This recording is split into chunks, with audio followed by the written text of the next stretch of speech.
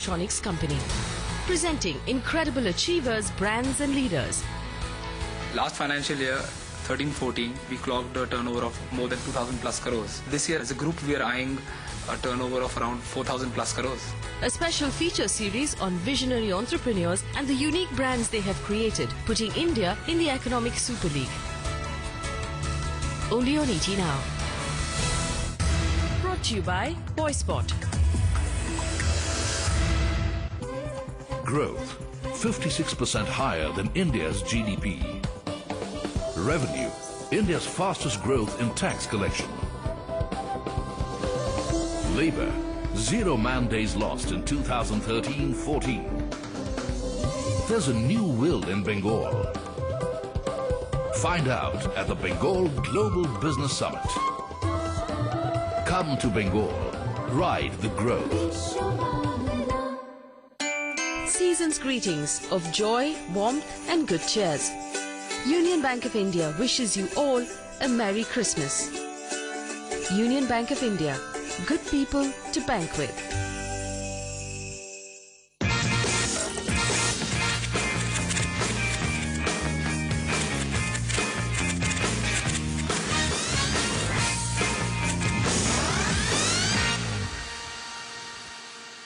A big hello and a very warm welcome to Brand Equity with me, Sonali Krishna. This week we have a special treat for you as I'm joined by some of the finest filmmakers in Bollywood. They're young, cutting edge, modern and in a raring hurry to make good cinema in the Hindi film industry. I'm talking about the men behind Phantom Films. So joining me today on the Brand Equity set is none other than Anurag Kashyap, Vikramaditya Motwani and Madhu Mantena. Thank you so much for joining us, gentlemen. Truly a pleasure. No, thank you. So, before we kick off this very exciting discussion, tell me, what was the need to come together and form Phantom Films? Why couldn't you do it independently? We were actually, all of us were working independently. Yeah. He produced Gajni, he's been working independently, and Vikas was working with UTV Spot Boy. I was doing my own thing, I had AKFPL. But the thing is, the idea was, it actually started forming when me and Vikas would develop a lot of movies that would never be greenlit, and we believed in them. And I think one of those conversations we had, and then Vikram also came along, and we were sitting and talking about, I think now the time has come for us to make a company, because we can't just go around always convincing people that there's a kind of cinema we make. Right, right. And but also see the film production business, if you see it over a period of time, any production company has 3 problems. One of the first problems is how do you build an independent brand for a film production company? If you ask most people who produce Godfather, even if it's their favorite film, they would never know the producer's name, or they would never know the company that produced it. And the second problem is that how do you build a sustainable business, right? How do you, if you see most balance sheets of film production companies, you see 200 crores in 1 year and the next year is about 50 crores. It's never sustainable. right. And then how do you build scale beyond? So most film production companies, once they reach their 100, 150 crores, they kind of start stagnating, and they're not able to scale up from there. Sure. And in my experience and in all of our experience, we've seen Ram Gopal Verma trying to do a company called Factory, and I was fortunate enough to work with him at that time. We closely saw what Yash Raj was doing. So first on the brand side, that you know what Spielberg produces. Yeah. You know what Karan Johar produces. Sure. So you know what Anurag Kashyap produces. Yeah. So we felt that if it's a director-led company, we would be able to build a brand faster, Right. which has an identity of its own. Because finally, as producers or a production company, you're also curating. Right. You're saying, okay, these are the kind of films that we want to make. So you're trying to say that we stand for a certain kind of quality cinema. Right. And we've seen that we've been able to build a brand over the last 3 years, Yeah. which is a difficult thing in production companies. Just correct me if I'm wrong. See, he talked about the fact that everybody knows that, Spielberg's kind of cinema. Yeah, Everybody yeah. knows Karan Johar's kind of cinema. Yeah. But you say Dharma, and it's synonymous with Karan, right? Yes. Similarly, I mean, correct me if I'm wrong, but I think in this creative space, the egos are very fragile Yes. in the creative industry. So why wouldn't, for instance, Vikramaditya want to be a brand by himself? And you be a brand by yourself? Why would you want to come together and dilute that? And this is my question. See, I already was being treated like a brand, and I was not very comfortable. with the idea of it, in the sense because I want to create a kind of a work and not be an individual entity always. Because the big problem what happens is, when the company was called, I had a separate company called Anurag Kashyap Films. Yeah. And all the films I would produce, for example, Vikramaditya Udan came out. Till they did not see the film, before the film came out and everybody saw it, and by the year end when the film won awards, half the people were thinking I have directed the film. See, that's the flip side of it. Yeah. Everybody started thinking it's Anurag Kashyap who directed the film. It might help my brand, but it also was somewhere not being fair to the filmmakers. And as a filmmaker, as a director, I know that how a filmmaker makes a film and how it is important for him to have that creative space and freedom. If AKFPL would have continued as my name, all the directors would come in, they make the films, and after a while they will feel like they're all in the shadow, and they would all move out and they'll all go out to create their own brands. When there's a larger brand like Phantom, and it's about the movies, it's about all the directors, what happens is people coming there, they don't want to leave. All the directors, they've got some amazing directors who have got the films produced outside, who want to work with us. Because it's a larger umbrella thing, and everybody has their own independent identity. When we started off, I remember it was that if we can be like Pixar, where it doesn't really matter whether it's John Lasseter or Andrew Stanton, doesn't matter. I know those names and the world knows those names, but Pixar as a brand, there's a trust that you have with that company to sort of, you know that they're going to deliver good films summer after summer to you. And I think the idea is that, yes, we may be brands, but coming together, we'll just make better movies. And those better movies will help Phantom make, it's also better movies, and there's such critical point of view we have towards each other. Let me just go back to what you said in the beginning of the discussion. You said, the whole thought of, getting Phantom on was because a lot of your scripts were not getting lit, because they were not, traditionally what we know as Bollywood. Do you think in your 3 years of your journey so far, you have seen some progress? There's a lot of progress. Yeah, from the industry point of view, I think there's been a lot of progress. There is a kind of cinema that we had to fight for at one time. It kind of coexists today. The mainstream is still the mainstream is still the end all of Bollywood, but that mainstream is changing. Are you sure? 100%. We made Queen, and Queen, before releasing and after releasing. Before releasing, it was not perceived to be a mainstream movie, but it redefines the mainstream. Bombay Lot has existed since 2006. It was very difficult to find money for the film for years. And now finding money for it and making it and realizing it with the intent of it staying intact. And it's not like you're doing some other kind of a movie. We are redefining Bollywood. The film has songs, the film has entertainment, the film has a love story, the film has all those things. But the way you look at it is very different. It's more universal. It's more believable. It's not a world that you have to understand Bollywood to believe it.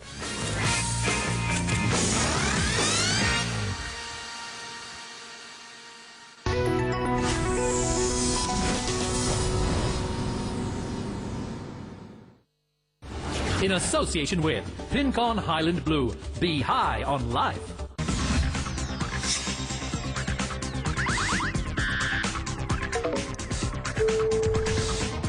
I write, some educational stuff for my kids that I share with my daughter. I email her whenever I write something nice that she can use in building her career. I have 2 girls, and both my girls are absolutely on the cutting edge with these gadgets. They are the best examples of multitasking. And I always, have the opinion that women multitask a lot better than men.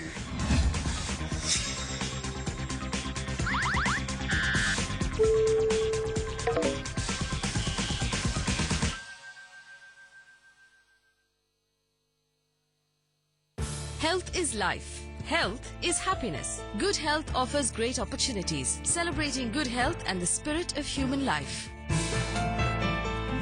New India Assurance presents Healthcare Achievers Awards 2014, an initiative by the Times of India.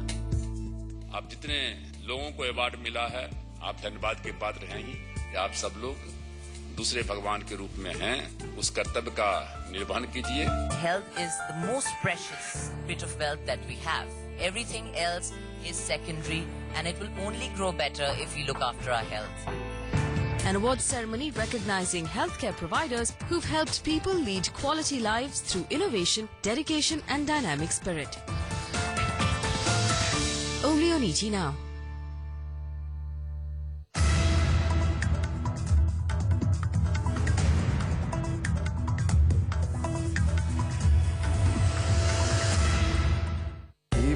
safe, stay alive.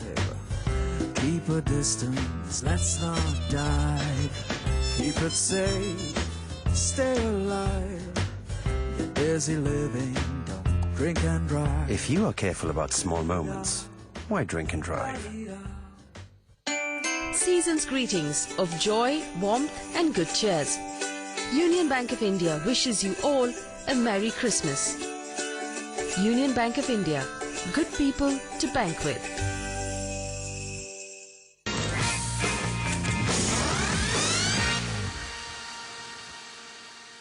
If you look at Bollywood in 2014, for instance, right, and you look at the kind of films that have, you know, Not worked. No, I'm saying grossed really big on the at the box office. Yeah. Does that tell you something about the Indian sensibilities in terms of just the audience? Do you think the audience is so okay looking at the traditional, conventional masala Bollywood film, which is why filmmakers broadly, I'm not speaking about you in specific, would like to dish out the same kind of, you know, cinema, which is, you know, just escapist cinema. I understand what you're saying, but there are two ways of looking at it. You know, one thing is, the Bollywood masala is our actual original identity. Okay. That's our identity. That is not going to go away. Okay. But producers also come from the point of view that, okay, this has worked. They come from a reference point. So what do they think this has worked?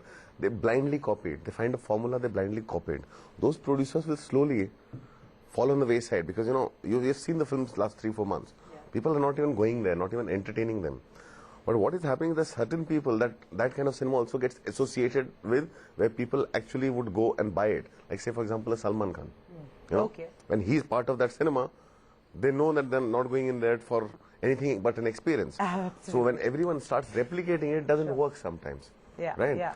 And that space, when that is not working. working. I'm so glad you brought that in. So, you know, Salman Khan, a Salman Khan film, whatever he does, right, will always work, and you know, his audience wants that. He's carrying it. He's the script. And he's the and he's quite, you know, very clear about that. That's the brand he stands for, right? And he doesn't try to be anything else. But if you look at, let's say, Bang Bang, okay, or Happy Ending, for that matter, right? These are not Salman Khan movies, yet, you know, they did so well at the box office. And, you know, I don't know about the figures because, you know, there are so many figures going on. There are also very big budget films, for instance, like at least Bang Bang is. But are these really, you know, do you think this kind of cinema is defining Bollywood? No, I'll tell you one thing about this is because, you know, most of the movies that are working from Friday to a Sunday. Yeah, okay. Right? Yeah. That means one thing. That means audience wants an action movie. For me, Bang Bang succeeds. What my takeaway is, audience wants an action movie. Did you see it? Huh? I did not see it. Did you see it? Did you see it? No. None of you tantrum men have seen it. After Bang Bang's opening and response, the one thing that we all discuss inside, let's make a good kick-ass action movie in India because India needs good action movies. And also, I mean, see, the industry is going through huge growth when it comes to theatrical, right? All the conversations that we had 7 years back about multiplexes catching on, the digital revolution. We're releasing 4,000 screens. When 3 Idiots released, it released in about 1,500 screens. And so I'm just saying, we are on a boom. The industry is going through a boom. Right. 10 years back, we were making films for $2 million, and now we're making films for $20 million. Sure. Right? But you're not seeing that kind of return. You are seeing. I don't think we're hitting our potential. We're not getting our box office potential. We're not getting our story potential. I think the audience is looking out to be genuine. They're going to walk in there for 3 hours, 3.5 hours today, sometimes 4 hours, depending on programming. You want, you know, sort of bang for your buck. And I don't think the movie's delivered to a certain point, but not really. I haven't, you know, there's not been a single film where everybody's kind of like push people to say, go to the theater, you have to watch it in the movies, you have to watch it in the theater. So you're saying the number of people who go to watch a movie has remained static? No, it has gone up. It has gone up. It has gone up. It has gone up.